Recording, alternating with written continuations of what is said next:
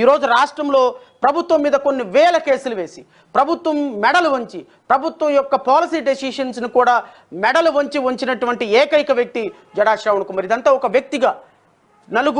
నలుగురు సాధారణమైనటువంటి వ్యక్తులు మేమందరం కలిసి ఒక సమూహంగా నిలబడి ఈరోజు రాష్ట్ర ప్రభుత్వంలో 40 సంవత్సరాల తెలుగుదేశం పార్టీ కంటే ఎక్కువగా ఈ రాష్ట్రంలో పోరాటం చేసి, మీడియాలో పోరాటం చేసి, కోర్టుల్లో పోరాటం చేసి, ప్రజాక్షేత్రంలో పోరాటం చేసి, దళిత బిడ్డల సమస్యల కోసం కొన్ని వేల ఎకరాలు ప్రభుత్వం తీసుకోకుండా 10,000 ఎకరాలు ఈ రాష్ట్ర ప్రభుత్వం మీద 10,000 ఎకరాలు దళిత బిడ్డల, బహుజన బిడ్డల భూమి లాక్కొనకుండా 3,000 కేసులు వేసి రాష్ట్ర అత్యున్నత న్యాయస్థానంలో బిడ్డల కోసం పోరాటం చేసినటువంటి ఏకైక వ్యక్తి జడా శ్రవణ్ కుమార్, జై భీమరావు భారత్ పార్టీ అధ్యక్షులు. ఇది మాకున్నటువంటి క్రెడిబిలిటీ.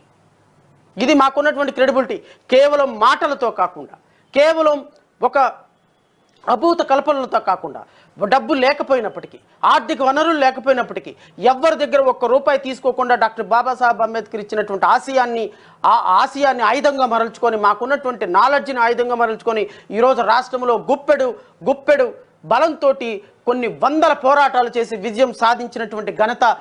జై భీమరావు భారత్ పార్టీ జడా శ్రవణ్ కుమార్కి మాత్రమే ఉంది.